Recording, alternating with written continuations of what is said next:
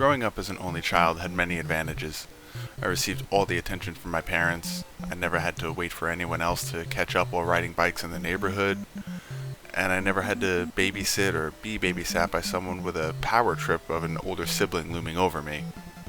I could decorate my room the way that I wanted to, without having to worry about someone else's opinion on where to hang my Ninja Turtle posters or what G.I. Joe got wounded during an epic battle that spanned the entirety of my house.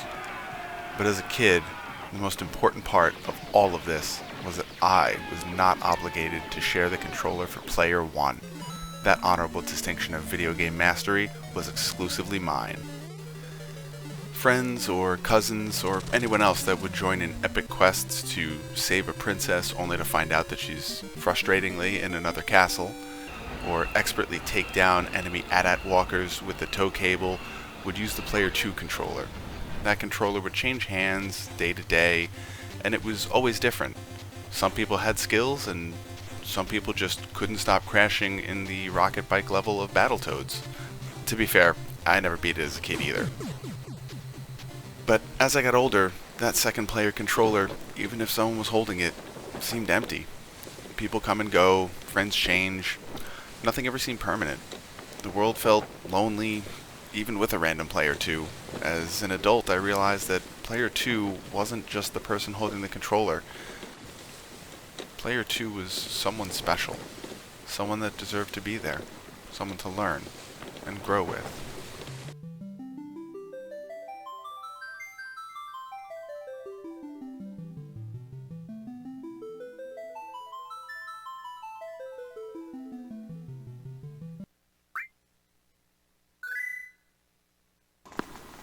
When I first met my wife, video games weren't something totally foreign to her, but something that a previous relationship had soured.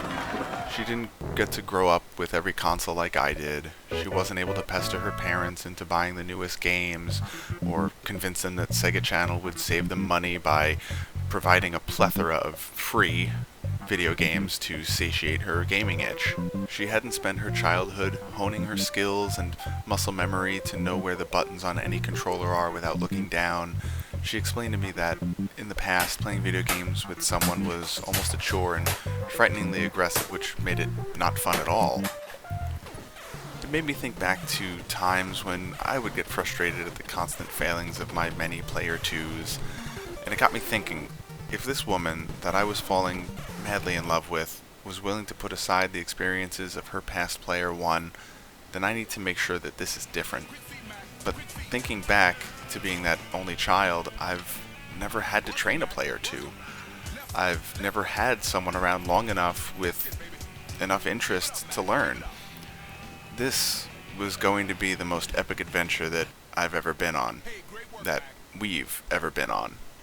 Call of Duty was one of my favorite games at the time, specifically Black Ops 2. We started there. It wasn't pretty.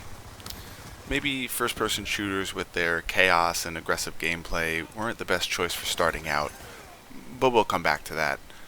I need to find something slow and fun, with an easy learning curve. That's when I remembered Worms. Seeing the frustration leave her face and finally enjoying blowing up these little creatures gave us both a sense of accomplishment. This game here, this would be our world 1-1. Whenever we had free time, she would say to me, "Do you want to play Worms?" But as anyone who's watching this knows, even a great game can get repetitive. She had watched me play Minecraft with a friend and would always comment about how boring it seemed and wondered why we would even play a game with such poor graphics. But after some convincing, she picked up the controller and started punching some cows.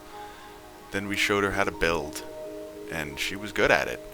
The one thing she excelled at even more, though, was getting us to build things for her.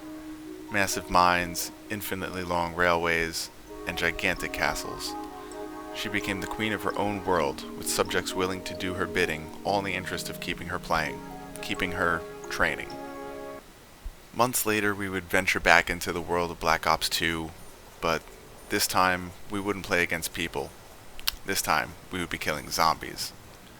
With her freshly learned FPS skills from Minecraft, she started having fun with a game that was once unplayable to her, giving her this sense of accomplishment and progression.